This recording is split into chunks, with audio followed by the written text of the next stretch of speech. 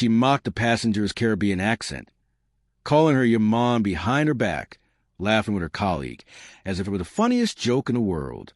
What she didn't know would cost her everything. Picture this. A warm spring afternoon, a routine flight from Atlanta to New York, and a flight attendant named Taylor, who thought she was just having some harmless fun at a passenger's expense. The woman she was mocking had boarded quietly, wearing a simple navy dress, carrying nothing more than a leather satchel. No designer labels, no flashy jewelry, no obvious signs of wealth or status. Just another passenger with an accent that Taylor found amusing. But here's the thing about assumptions.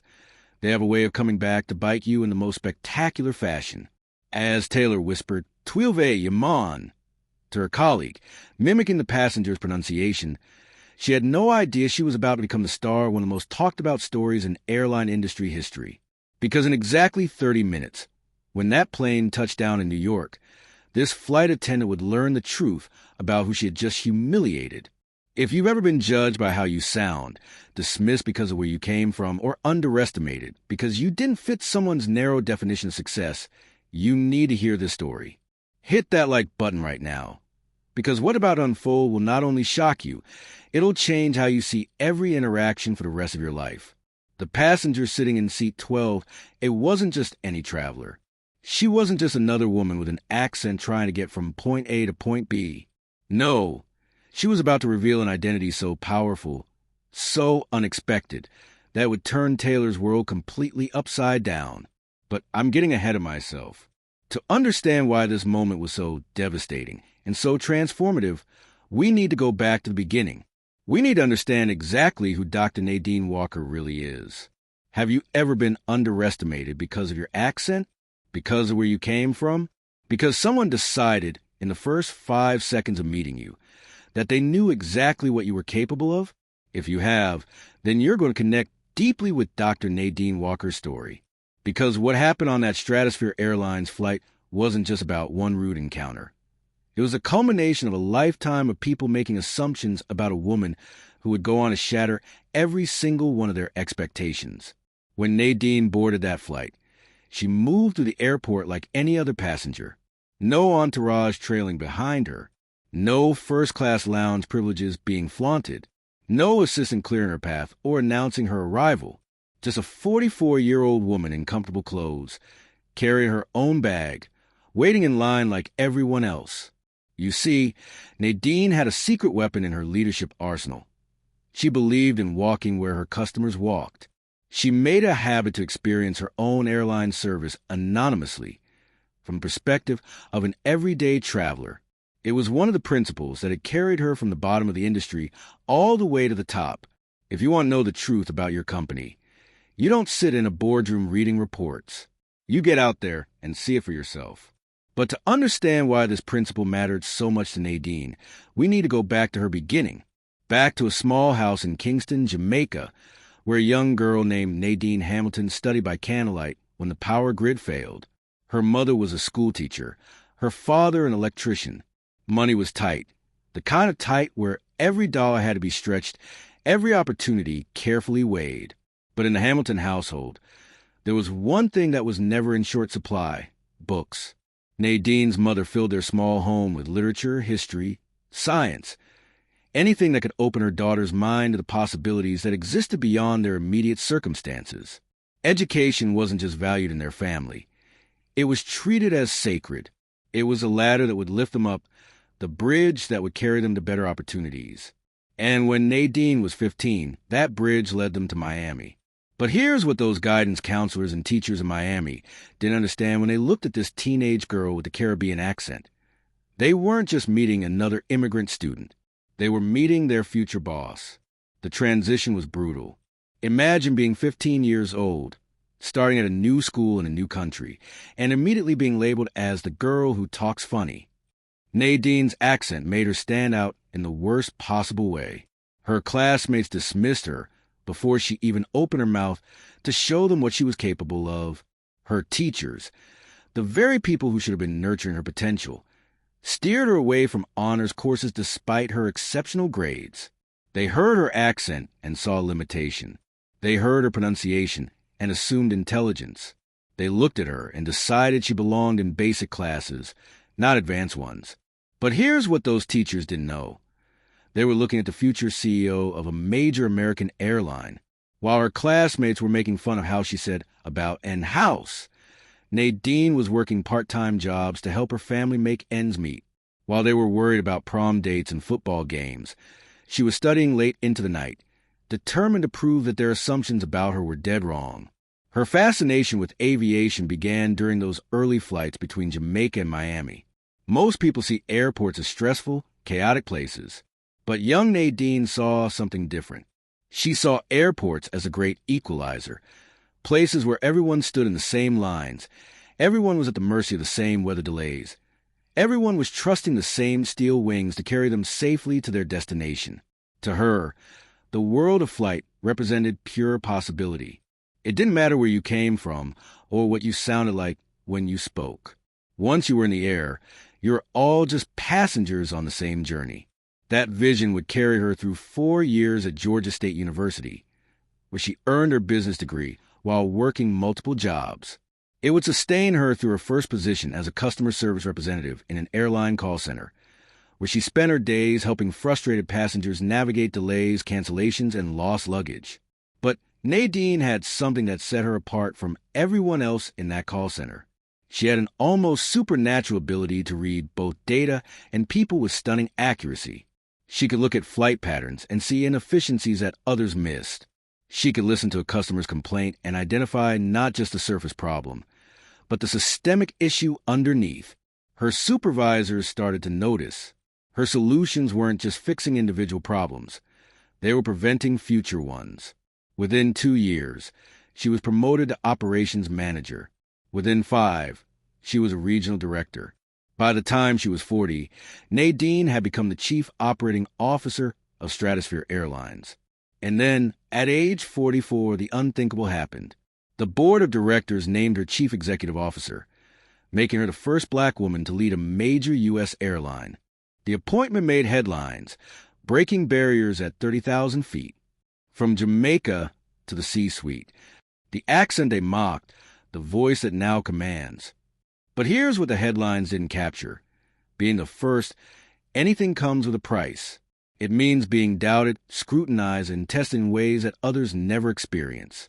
It means carrying the weight of representation, knowing that your every decision reflects not just on you, but on everyone who looks like you, sounds like you, or dreams like you.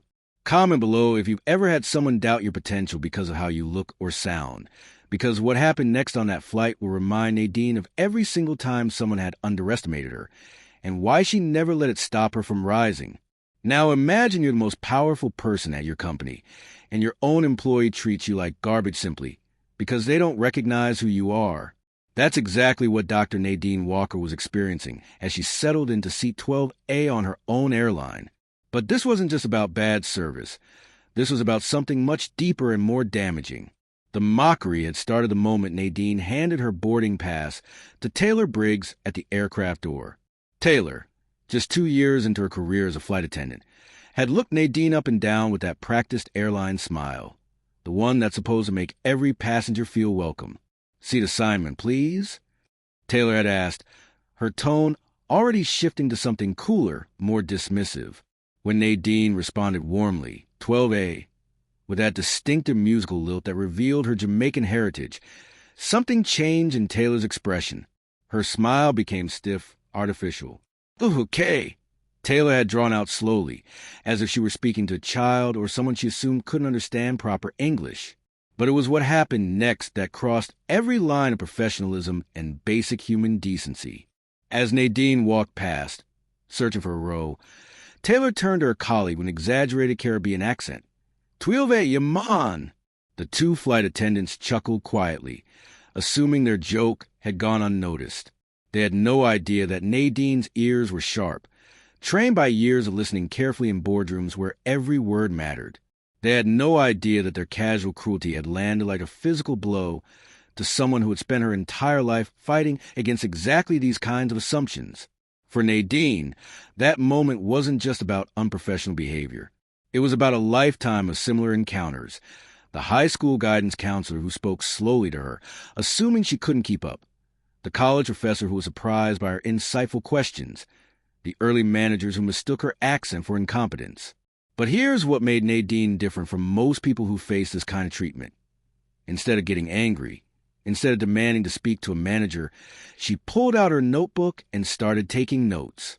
You see, Nadine understood something that Taylor didn't. She understood that real power isn't about immediate confrontation or pulling rank. Real power is about gathering information, understanding patterns, and addressing problems systematically. So she documented everything. The tone differential, the visible favoritism, the professional breach that occurred during boarding. But she wasn't done observing yet. During the flight, the pattern continued and intensified. When Nadine requested a simple glass of water, Taylor delivered it with obvious impatience, practically dropping it onto her tray without making eye contact. The message was clear. You're bothering me, and I'm doing you a favor by acknowledging you exist. When Nadine politely asked if the in-flight Wi-Fi was working properly, a reasonable question that flight attendants answered dozens of times per day, Taylor actually sighed, loudly, as if Nadine's question were an enormous burden that was ruining her entire day. But here's where the story gets really revealing. While Taylor was treating Nadine like an inconvenience, Nadine was watching how she interacted with other passengers. And the contrast was absolutely stunning. For the businessman in 11C, Taylor had jokes and compliments. "Oh, I love your briefcase. Is that Italian leather?" For the elderly woman in 14B, she offered extra pillows without being asked. For the young family with small children, she went out of her way to warm bottles and provide extra snacks. Taylor wasn't a uniformly rude employee. She wasn't having a bad day or dealing with personal problems. She was making calculated decisions about which passengers deserved her best service and which ones deserved her worst. And those decisions were clearly based on her assumptions about who they were and what they were worth. For Nadine, watching this unfold was both professionally devastating and personally familiar. She'd seen this movie before, lived this experience in 1,000 different variations. The assumption that her accent made her less intelligent. The assumption that her appearance made her less important. The assumption that she didn't belong in spaces of power and influence. But this time was different. This time, she wasn't a teenager trying to fit in at a new school or an entry-level employee trying to prove herself. This time, she was a person who wrote the policies that would determine Taylor's future. The tension in the cabin was becoming palpable, but not everyone was oblivious to what was happening. Ruth Delgado, a retired nurse sitting 2 rows ahead, had sharp instincts for human behavior developed over decades of healthcare. She'd witnessed the entire boarding incident and was watching the service differential with growing disgust. During taxi-out, Ruth turned to Nadine and whispered, "I saw the way she treated you at the door. Disgraceful." Nadine gave her a soft smile, grateful but non-committal. She appreciated Ruth's solidarity, but she also knew that there would be a time and place for addressing the situation, and it was in the middle of flight with other passengers watching. Every second of this flight, Nadine had to make a choice. React now with the righteous anger that was building inside her, or gather evidence and address this systematically when the time was right. Should she pull out her CEO credentials and humiliate Taylor in front of everyone? Should she demand an immediate apology? Should she let her emotions drive her response? What would you have done? Let me know in the comments. Would you have spoken up immediately, or would you have waited for the right moment to address it properly? For Nadine, the answer was clear. She'd spent her entire career learning that the most powerful leaders don't react, they respond. They don't let their emotions drive their decisions. They gather information, understand the full scope of a problem, and then address it in a way that creates lasting change rather than momentary satisfaction. So she continued taking notes. She continued observing. She continued being treated poorly by her own employee while documenting every detail of the experience. Because Nadine Walker knew something that Taylor Briggs was about to learn the hard way, every interaction matters. Every assumption has consequences, and you never really know who's sitting in the seat you're serving. The plane touched down in New York with that familiar bump and screech of tires meeting runway. Taylor thought her shift was over. She thought she'd successfully completed another routine flight. She had no idea that her real education was just about to begin. As passengers began filing off the aircraft with their usual post-flight impatience, grabbing overhead bags and checking phones, Nadine remained seated. She watched the familiar choreography of departure. Business travelers rushing to make connections, families gathering strollers and car seats, elderly passengers moving slowly and carefully down the narrow aisle. She waited and waited until the cabin was nearly empty. This wasn't procrastination or hesitation. This was strategy. Nadine understood that the most important conversations happen when there's space for them, when emotions can be processed, when lessons can be absorbed, when transformation can actually occur. Taylor and her colleague were in the galley now, going through their post-flight routine, cleaning up service items, checking seat pockets, preparing for the turnaround. Just another day at the office. Or so they thought. That's when Nadine rose from her seat, smoothed her navy dress, and walked purposefully toward the front of the aircraft.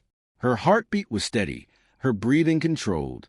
She'd had the entire flight to prepare for this moment, to choose her words carefully, to decide exactly what kind of leader she wanted to be in this situation. Taylor looked up as Nadine approached, probably expecting a standard passenger complaint about legroom or the temperature in the cabin. She had no idea she was about to come face to face with her own destiny. "Miss Briggs," Nadine said, her voice calm and measured, carrying just enough authority to make Taylor pause in her cleaning routine. "My name is Dr. Nadine Walker." She let that sink in for just a moment. "I'm the Chief Executive Officer of Stratosphere Airlines."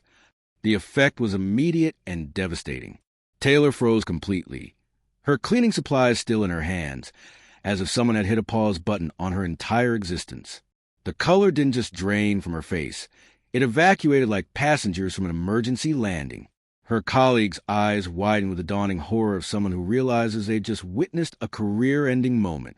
The galley, which had been filled with the casual chatter of crew members finishing their shift, fell into absolute silence. But Nadine wasn't finished. She'd waited 3 hours for this conversation, and she was going to make it count. "I was on this flight anonymously," she continued, her Caribbean accent now carrying the unmistakable ring of executive authority, "to review our service standards.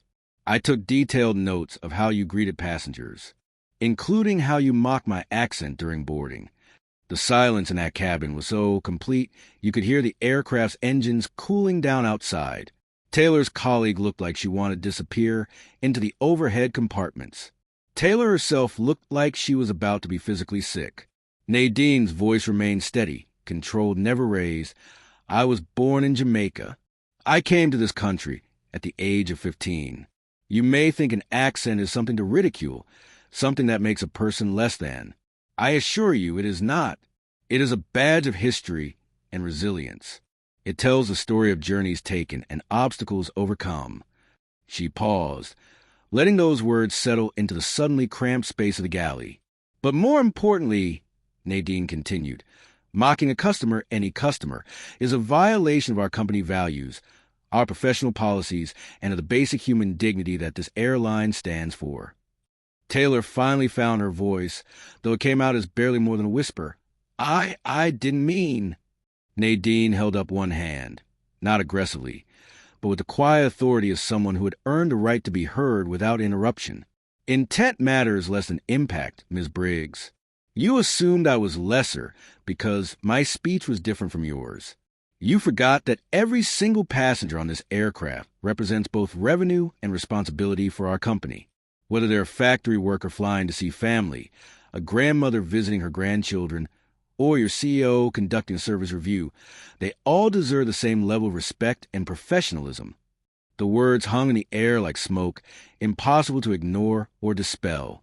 "You made a choice today," Nadine said, her voice carrying the weight of experience, of every similar moment she'd endured and overcome. "You chose to see difference as something to mock rather than something to celebrate. You chose to assume that how I sound determines my worth as a human being." Taylor was crying now, not the dramatic sobbing of someone trying to manipulate sympathy, but the quiet tears of someone who was genuinely confronting the ugliness of their own behavior for the first time. "I want you to understand something," Nadine said, and now her voice carried just a hint of the warmth that had made her such an effective leader throughout her career. "This isn't about punishment. This isn't about revenge. This is about learning and growing, and becoming better than who you were 3 hours ago. But here's what makes this story different from typical revenge tales, and why it's resonated throughout the airline industry for years since it happened. Nadine didn't use this moment to destroy Taylor's career. She didn't humiliate her in front of her colleagues or make an example of her for the sake of her own ego. Instead, she did something far more powerful and far more difficult. She chose transformation over termination. She chose growth over punishment. She chose to believe that people can change when confronted with the truth about their actions and their impact. "Ms. Briggs," she said finally, "you have a choice to make now. You can let this moment define you as someone who made a terrible mistake, or you can let it transform you into someone who learned from that mistake and became better because of it. The choice is entirely yours." With that, Dr. Nadine Walker, CEO of Stratosphere Airlines, gathered her simple leather satchel and walked off her own aircraft, leaving behind a flight attendant whose life would never be quite the same again. Do you believe people can really change when confronted with their prejudices? When forced to look in the mirror and see the worst version of themselves staring back? What happened after that confrontation would answer that question in ways that might surprise you. Taylor Briggs expected to be fired. She spent the weekend after that flight convinced that Monday morning would bring a call from Human Resources, a brief meeting, and a one-way ticket out of the aviation industry. She replayed the moment over and over again. The mockery, the accent imitation, the casual cruelty, and she couldn't understand how she becomes someone capable of that behavior. But when Monday came, the call wasn't what she expected. Dr. Nadine Walker had made a decision that would define not just Taylor's future, but her own approach to leadership. Instead of termination, Taylor was placed on immediate probation and enrolled in an intensive 6-month diversity and cultural sensitivity program. This wasn't corporate busy work or a few hours of mandatory training videos. This was a comprehensive retraining that would fundamentally change how Taylor understood her role, her responsibilities, and her impact on other people. For 6 months, Taylor attended workshops where she heard directly from passengers of different backgrounds about how it feels to be belittled, dismissed, and mocked. She listened to stories from immigrants about the courage it takes to speak a second language in public, knowing you might be judged for your accent. She learned about the Caribbean culture she'd mocked, the history of Jamaica, the complexity and beauty of linguistic diversity. More importantly, she began to understand something that had never occurred to her before, that every passenger boarding her aircraft was carrying their own story, their own struggles, their own victories and defeats. That woman with the Jamaican accent wasn't just a passenger to mock. She was someone who had built a life in a new country, someone who had overcome barriers that Taylor couldn't even imagine. The transformation wasn't immediate or easy. Confronting your own prejudices never is. There were moments when Taylor wanted to quit, when the weight of what she'd done felt too heavy to carry. But something kept her going. Maybe it was Dr. Walker's decision to believe in her potential for change. Maybe it was her own determination not to be defined by her worst moment. Slowly, something began to shift. Taylor started paying attention to her assumptions about people. She caught herself making judgments based on appearance or accent and forced herself to stop. She began to see the airplane cabin differently, not as a space where she was serving some passengers and tolerating others, but as a temporary community where everyone deserved dignity and respect. Her colleagues noticed a change. Her supervisors noticed a change. Most importantly, her passengers noticed a change. But the story was having an impact far beyond Taylor's personal transformation. Word of the incident had begun to spread quietly through the airline industry, the way these stories do, whispered in crew lounges, shared during training sessions, discussed in management meetings. It became known as the flight attendant and the CEO, a legend about assumptions, consequences, and the possibility of redemption. Training manuals began including variations of the story. Leadership seminars used it as a case study. It became one of those industry tales that gets passed down from experienced employees to newcomers. Always treat every passenger with respect, because you never know who might be writing your performance review. For Dr. Nadine Walker, the incident confirmed something she'd always believed about leadership, that true power isn't about punishment. It's about transformation, that the measure of a leader isn't how harshly they respond to failure, but how effectively they can turn that failure into growth. 6 months after that confrontation in the aircraft galley, Dr. Walker was invited to give the keynote address at the National Aviation Leadership Conference. Standing before an audience of airline executives, union leaders, and industry professionals, she told the story, not to shame anyone, but to illustrate a larger truth about bias, dignity, and the hidden identities we all carry. "We live in a world of assumptions," she told the audience, her voice carrying the same authority that had commanded Taylor's attention that day. "We see someone's appearance, we hear their accent, and we think we know their story. We think we understand their value, their potential, their worth." She paused, looking out at the sea of faces, many of whom had their own stories of being underestimated, dismissed, or overlooked. "But here's what I learned that day, both as a CEO and as a human being. Assumptions are not just wrong, they're dangerous. They blind us to potential. They rob us of opportunities to connect, to learn, to grow. They turn our workplaces, our communities, our world into smaller, meaner places." The audience was completely silent, hanging on every word. "You don't know who's in the seat you're serving," she continued, and these words have become her signature phrase, quoted in leadership books and training programs for years to come. But beyond titles, beyond positions, beyond any external marker of success or failure, every human being is deserving of dignity. That is the true pilot light of service. The standing ovation lasted for 5 full minutes. Today, years after that flight, both women have become symbols of different kinds of success. Dr. Nadine Walker remains a prominent figure in American aviation history, remembered not just for breaking barriers as the first black woman to lead a major U.S. airline, but for her approach to leadership that prioritizes growth over punishment, transformation over termination. And Taylor Briggs? She became a supervisor herself, eventually overseeing the training of new flight attendants. She's remembered not for her mistake, though she never forgot it, but for how she chose to grow from it. She's become known among her colleagues as someone who truly understands the weight of every interaction, the importance of treating every passenger with dignity and respect. The lesson that emerged from that day became part of Stratosphere Airlines' core training. Accents, appearances, and assumptions never reveal the full truth of a person. Sometimes, the person you dismiss is the one writing the policies that determine your future. But more importantly, every person deserves to be treated with dignity, regardless of who they are or who you think they are. So what can we learn from Dr. Nadine Walker's incredible journey and that transformative moment at 30,000 feet? First, never judge by appearances or accents. That person speaking with a different rhythm, a different pronunciation, a different musical quality to their words. They might be carrying stories of courage you can't imagine. They might have overcome obstacles you've never faced. They might possess knowledge, experience, and wisdom that could change your life if you're humble enough to listen. Dr. Walker's accent wasn't a limitation. It was evidence of her resilience. Every word she spoke carried a history of a teenage girl who left everything familiar behind, who faced discrimination and doubt, and who transformed those challenges into fuel for extraordinary success. Second, every interaction matters because you never know who's watching. Taylor thought she was just making a joke with a colleague, just having a moment of casual cruelty that no one would remember. She had no idea she was creating a defining moment that would follow her for years. In our connected world, in our professional environments, in our daily lives, there are no throwaway moments. Every interaction is an opportunity to build someone up or tear them down, to demonstrate your character or reveal its weaknesses.